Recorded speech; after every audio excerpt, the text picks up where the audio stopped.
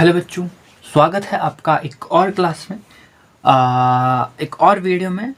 आज की क्लास या आज की वीडियो आपके लिए काफ़ी ज़्यादा इन्फॉर्मेटिव होने वाली है।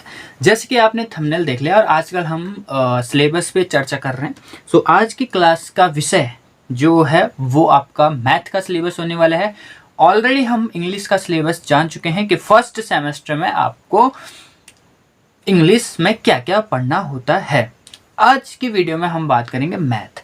और जैसे कि मैंने आपको बताया कि सेकेंड ईयर जो डायरेक्ट लेटर एंट्री के थ्रू सेकेंड ईयर में गए हैं वो भी उनको भी फर्स्ट सेमेस्टर के पेपर देने होते हैं। सेकंड सेमेस्टर के पेपर उन्हें नहीं देने होते हैं, खाली उनको फर्स्ट सेमेस्टर के पेपर देने होते हैं। आई होप आपको आपके टीचर्स के द्वारा पता चल गया होगा, जिन बच्चों ने एडमिशन ले लिया है। नहीं भी पता चला है तो आज आपको इस वीडियो के माध्यम से पता चल गया होगा। जिन भी बच्चों ने पहले की वीडियोस नहीं देखी हैं वो पहले जाके पहले वीडियोस देख लें। प्लेलिस्ट बनी हुई है सिलेबस की, फर्स्ट सेमेस्टर का जो पूरा सिलेबस का वीडियो एक प्लेलिस्ट बना हुआ है, आप जाके उसको चेकआउट कर सकते हैं। तो मैथ में हम सबसे पहले क्या पढ़ने वाले हैं, हमारे पास 4 यूनिट्स हैं। टोटल जो यूनिट्स है हमारे पास वो 4 यूनिट है। मैथ का सिलेबस इन्हीं 4 यूनिट में डिवाइड है। तो चलिए आज डिस्कस करते हैं कि 4 यूनिट क्या क्या हैं, उनमें हम क्या क्या पढ़ने वाले हैं। तो अगर आप चैनल पे नए हैं बच्चों तो प्लीज़ चैनल को सब्सक्राइब करना, वीडियो को लाइक कर लेना और ज़्यादा से ज़्यादा शेयर करना, ठीक है। और इसके बाद हम बात करेंगे किस पे, इसके बाद हम बात करेंगे फिजिक्स या केमिस्ट्री में से किसी भी। आप कमेंट कर सकते हो आपको किस का सिलेबस जानना है, पहले हम उस टॉपिक का वीडियो बना लेंगे, ठीक है। तो जो सबसे पहला यूनिट होने वाला है वो बच्चों होने वाला है आपका अलजेब्रा से।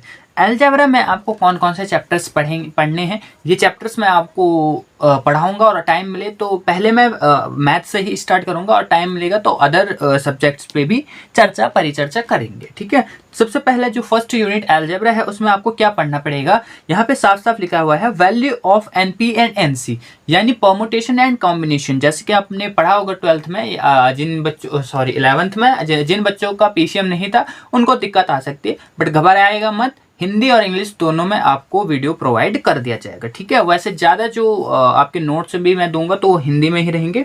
कोशिश करूंगा कि इंग्लिश मीडियम वालों को भी अच्छे से समझा पाऊँ, ठीक है। जितने भी टर्म्स हैं उनका नाम जो है इंग्लिश में भी लूँ, इस चीज़ का मैं पूरा कोशिश करूंगा, ठीक है।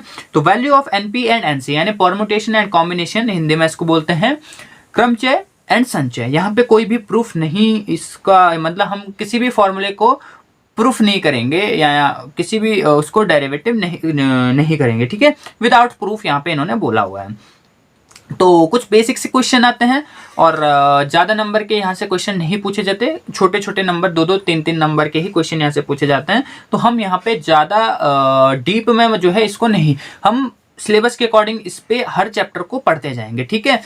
कहाँ से ज़्यादा क्वेश्चन आ रहे हैं, कहाँ से ज़्यादा नंबर के क्वेश्चन बनेंगे, उस अकॉर्डिंग हम उस चैप्टर को ज़्यादा टाइम देंगे और ज़्यादा पढ़ेंगे, ठीक है।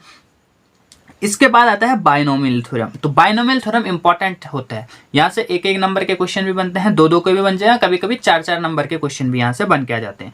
तो यहाँ पे हमें इंपॉर्टेंट ये वाला चैप्टर हो जाता है बाइनोमियल थ्योरम, इसको हिंदी में बोलते हैं द्विपद प्रमेय। इसके बाद बच्चों आपके पास क्या आता है, इसके बाद आपका आता है पार्शियल फ्रैक्शन। पार्शियल फ्रैक्शन आपने क्लास 12th में अगर आपकी मैथ थी तो आपने पढ़ा होगा, इंटीग्रेशन वाला चैप्टर तो आपने पढ़ा होगा, समाकलन वाला चैप्टर आपने पढ़ा होगा। उसमें पार्शियल फ्रैक्शन में पहले हम पार्शियल फ्रैक्शन में बदलते थे, देन उसका इंटीग्रेशन करते थे, ये तो आपको पता होगा। तो यहाँ पे ये एक चैप्टर बना दिया गया, वहां पे तो ये खाली एक टॉपिक था, लेकिन यहाँ पे इन्होंने पूरा पार्शियल फ्रैक्शन यानी आंशिक भिन्न पूरा एक चैप्टर बना दिया है। इसमें हम 4 तरह के सवाल पढ़ेंगे, ओनली 4 तरह के सवाल इसमें आते हैं, ठीक है। 4 तरह के सवाल यहाँ पे बन के आपके पास आते हैं, उन चारों तरीकों को हम यहाँ पे जानेंगे।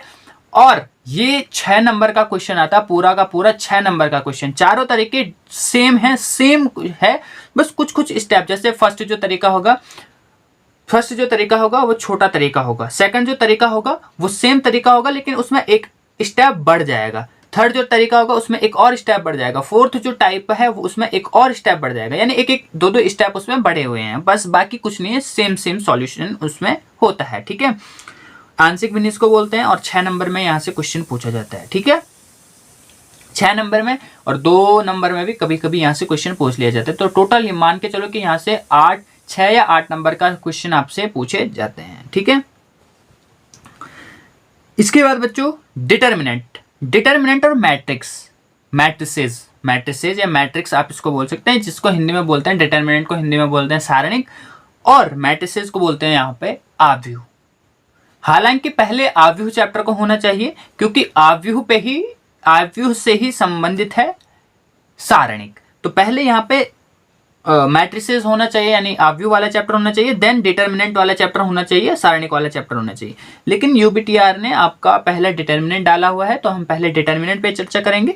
हालांकि मैं आपको बताऊंगा कि ये आव्यूह से किस प्रकार संबंधित है और कैसे। सबसे पहले हम आव्यूह को ही समझेंगे और उसके बाद हम डिटर्मिनेंट पढ़ेंगे, लेकिन चैप्टर पहले हम डिटर्मिनेंट ही पढ़ेंगे। लेकिन डिटर्मिनेंट में सबसे पहले इंट्रोडक्शन थोड़ा बहुत आव्यूह का आपको दिया जाएगा, क्योंकि उसी से संबंधित है। तो ये मैंने आपको बता दिया, पहला डिटर्मिनेंट और उसके बाद मैट्रिसेस आपको यहाँ पे आपका चैप्टर होने वाला है। ओके, इसके बाद आता है बच्चों सेट्स। क्लास 11th का फर्स्ट चैप्टर सेट, जिसको बोलते हैं समुच्चय। समुच्चय क्या है? इसमें कई सारी चीजें हैं।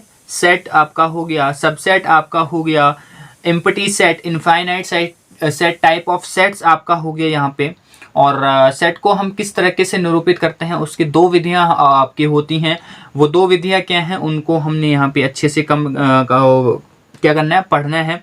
सबसेट हो गया आपका, पावर सेट हो गया, यूनिवर्सल सेट हो गया, ऑपरेशन ऑफ सेट यानी ऑपरेशन ऑफ सेट्स। ठीक है, तो इसके हम कुछ ऑपरेशंस यानी फंक्शन कहाँ पे ये यूज होते हैं वो हम यहाँ पे देखेंगे।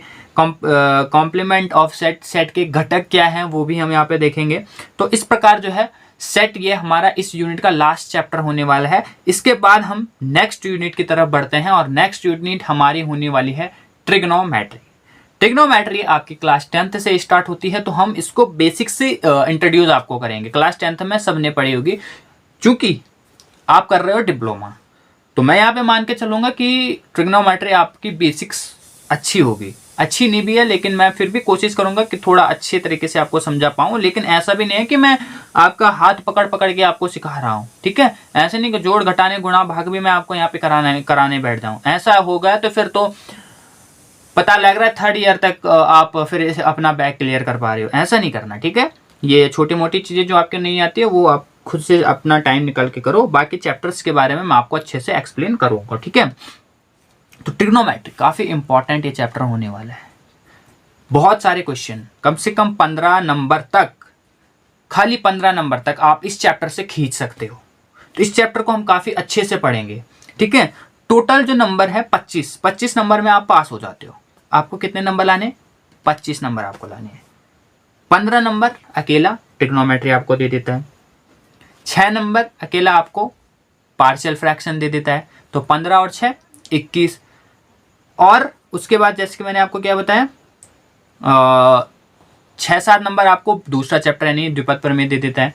तो बस आपको 3 चैप्टर पढ़ने हैं, आप उसी में पास हो जाओगे आराम से, ठीक है। तो इस तरीके से आपको ये पढ़ना है ट्रिग्नोमेट्री में सबसे पहले हम क्या पढ़ेंगे? ट्रिग्नोमेट्री में भी हम कई सारी चीजें पढ़ेंगे, जैसे डिग्री, कई सारी डिग्रीज की वैल्यू जो आपने 9th-10th में पढ़ी होगी, 0, 60, 30। इसमें हम उसके sine, cos, tan, cos x, sec cot, इन चीज़ों को भी, ये ट्रिग्नोमेट्रिक रेशियो बोलते हैं इनको, त्रिकोणमितीय अनुपात, इनको हम देखेंगे। 0 डिग्री की वैल्यू, 30 डिग्री की वैल्यू, 35 डिग्री की वैल्यू, और किस प्रकार, अगर ये वैल्यू तो फिक्स रहती है, मतलब याद रहती है बच्चों को, लेकिन अगर आपको बोल दिया 360 की वैल्यू बताओ, 720 की वैल्यू बताओ, साइन 720 की वैल्यू बताओ, तो इसको आप कैसे निकालोगे? इन डिग्रीज को भी निकालना हम आपको सिखाएंगे, ठीक है। एंगल्स, कोई भी एंगल विदाउट प्रूफ आपको सिखाएंगे कि किस प्रकार आपको निकालना है, ठीक है। डिफरेंस, चाहे और भी कई सारे इसमें फॉर्मूले यूज होते हैं, वो फॉर्मूले भी हम यहाँ पे देखेंगे। उनका यूज कहाँ पे होता है वो भी हम देखेंगे, ठीक है।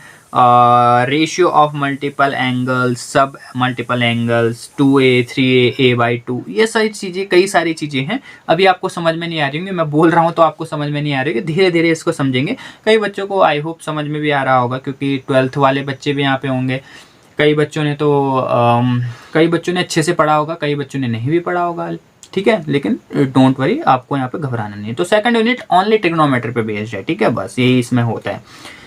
थर्ड चैप्टर जो है आपका बच्चों वो कॉम्प्लेक्स नंबर है, सम्मिश्र संख्या। सम्मिश्र संख्या, सम्मिश्र संख्या भी काफ़ी इंपॉर्टेंट चैप्टर है। यहाँ से भी 6 या 7 नंबर में आपसे 8 कम से कम 10 नंबर मान के चलो कि यहाँ से भी आपका आता है, ठीक है, यहाँ से आता है। अब देखो कॉम्प्लेक्स नंबर होते हैं क्या, सम्मिश्र संख्या, सम्मिश्र मतलब कॉम्प्लेक्स होते हैं, सम्मिश्र मिश्रण होता है ये नंबर्स का, ठीक है। नंबर आपको मैं बता दूं, नंबर 2 टाइप के होते हैं, एक होते हैं काल्पनिक और एक होते हैं वास्तविक। इंग्लिश में मैं आपको बता दूं imaginary and real number. Real number आपके क्या होते हैं, रियल नंबर में भी आपकी सारी कई चीज़ें आती है। रियल नंबर में आपके आ जाते हैं परमेय और अपरमेय। अब परमेय में भी आपके कई सारी चीज़ें आ जाती हैं।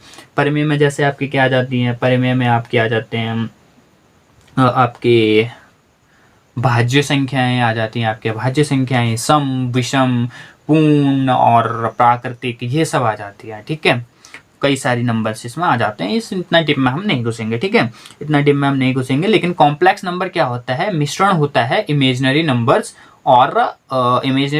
और वास्तविक नंबर्स का। वास्तविक नंबर जो हम डेली लाइफ में अपने पढ़ते रहते हैं, ठीक है, जो मतलब होते हैं, रियल में होते हैं। लेकिन इमेजिनरी मतलब जो काल्पनिक होते हैं, इमेजिनरी नाम से ही आपको पता चल रहा होगा, ठीक है। तो इसमें आयोटा वाला कॉन्सेप्ट है। आयोटा में बेसिकली तो आयोटा की वैल्यू कैसे क्या होती है, आयोटा अगर खाली आयोटा हो तो आयोटा की वैल्यू क्या होगी, आयोटा स्क्वायर की वैल्यू क्या होगी, आयोटा क्यूब की वैल्यू क्या होती है, आयोटा 4 की वैल्यू क्या होती है, ये सब हम जानेंगे। आयोटा 4 के मल्टीपल में फिर हम निकालना सीखेंगे क्या होती है। तो इन सब चीज़ों पे हम इस चैप्टर के अंतर्गत ध्यान देंगे, ठीक है। उसके बाद कई सारी चीज़ें आती हैं यहाँ पे, जैसे आपका मॉड्यूल्स वगैरह, मॉड्यूलस वगैरह आपका इसमें आता है। कॉन्जुगेट निकालने के लिए आपका इसमें आता है। हिंदी में भी समझाऊंगा, आपको टेंशन लेने की जरूरत नहीं है। और मेन जो यहाँ पे एक है वो बच्चों है डी मोइवर थ्योरम, ठीक है। और मैंने आपको डिटर्मिनेंट और मैट्रिक्स, इन 2 चैप्टर में से एक किसी चैप्टर में एक आपका एक थ्योरम है, एक थ्योरी है, वो भी हम पढ़ेंगे। अभी मुझे याद नहीं आ रहा, लेकिन वो थ्योरी इंपॉर्टेंट है, वो भी कभी कभी आपके एग्जाम में पूछ लिया जाता है, तो वो थ्योरी भी इंपॉर्टेंट है। और डी मोइवर थ्योरी भी आपकी स्टेटमेंट ओनली, ठीक है, तो ये काफ़ी ज़्यादा इंपॉर्टेंट है। और एक और थ्योरम है जो कि मैंने आपको बताया, डिटर्मिनेंट या मैट्रिक्स, इन दोनों में से एक में है, ठीक है। तो वो थ्योरी भी हमको पढ़नी है, याद नहीं आ रहा वरना मैं आपको नाम बता देता, लेकिन पढ़ेंगे ज़रूर, ठीक है, पढ़ेंगे ज़रूर। चलिए उसके बाद लास्ट जो हमारा यूनिट है वो क्या है, वो है डिफरेंशियल कैलकुलस। अब कैलकुलस से आप समझ जाओ ये क्या है। क्लास 12th में ये चैप्टर्स हैं जिसमें हम अवकलन और समाकलन के बारे में पढ़ते हैं। अवकलन, समाकलन और लिमिट्स के बारे में हम यहाँ पे पढ़ते हैं। अवकलन, समाकलन और सीमा के बारे में हम यहाँ पे पढ़ते हैं। इंग्लिश में बोले तो डिफरेंशिएशन, इंटीग्रेशन एंड लिमिट्स के बारे में हम यहाँ पे पढ़ते हैं। सबसे पहले उनके functions, definitions, variable, definition of variables, constant, open and close interval, खुला अंतराल, बंद अंतराल, आपने पढ़ा होगा क्लास 12th में। ट्रिग्नोमेट्रिक एक्सपोनेंशियल लॉगरिथम हम इसमें पढ़ेंगे। और सिंपल प्रॉब्लम्स हो गया आपका इसमें, डिफरेंशियल फर्स्ट प्रिंसिपल हो गया आपका। फॉर्मूलेज, कई सारे इसमें फॉर्मूलेज हैं, उनको भी हम यहाँ पे पढ़ेंगे। एक्सपोनेंशियल डिफरेंशिएशन, सक्सेसिव डिफरेंशिएशन, तो ये कई सारी चीज़ें हैं। मैक्सिमा मिनिमा हो गया आपका, इसमें हम इसमें पढ़ेंगे, ठीक है। हॉस्पिटल रूल हो गया, ठीक है। तो इसमें कई सारी चीज़ें हैं, वो हम इसके अंतर्गत पढ़ेंगे। अभी मैं आपका जैसा ये बता रहा हूँ तो आपको समझ में नहीं आ रहा होगा, कई बच्चों को आ भी रहा होगा, ऐसा नहीं है कि सारे बच्चों को नहीं आ रहा होगा, लेकिन कई बच्चों को नहीं आ रहा होगा। क्योंकि मैं यहाँ पे पूरा सिलेबस इंग्लिश में दिया है तो मैं इंग्लिश में बोल रहा हूँ, तो हिंदी मीडियम वालों को भी समझ में नहीं आ रहा होगा। लेकिन कोई बात नहीं, हम आपको ठीक है, मैं आपको अच्छे से इन सब चीज़ों को एक्सप्लेन कर दूंगा। और ये 4th यूनिट था, ख़त्म हो चुका है, 4 यूनिट में डिवाइड है। और ये चैप्टर्स मैंने आपको बता दिए, ये चैप्टर्स होते हैं। तो आई होप आपको ये क्लास अच्छी लगी होगी। नेक्स्ट क्लास आपको किस सब्जेक्ट पे चाहिए, क्योंकि मैंने आपको सबसे पहले वीडियो दी थी कि सिलेबस में हमारे कौन कौन से सब्जेक्ट होते हैं। तो 2 सब्जेक्ट मैंने दिए, दूसरे सब्जेक्ट की वीडियो है। पहला सब्जेक्ट इंग्लिश एंड कम्युनिकेशन का था, दूसरा ये मैथ का था। तो अब आपको कौन सा चाहिए, सिलेबस को देखिए और उसके अकॉर्डिंग बताइए अब आपको आगे किस सब्जेक्ट की किस सब्जेक्ट के चैप्टर्स या सिलेबस आपको जानना है, आप मुझे कह सकते हैं कमेंट में। सो मिलते हैं नेक्स्ट क्लास में, नेक्स्ट वीडियो इन्फॉर्मेशन अपडेट के साथ। तब तक बने रहे हमारे चैनल UKT पाठशाला में।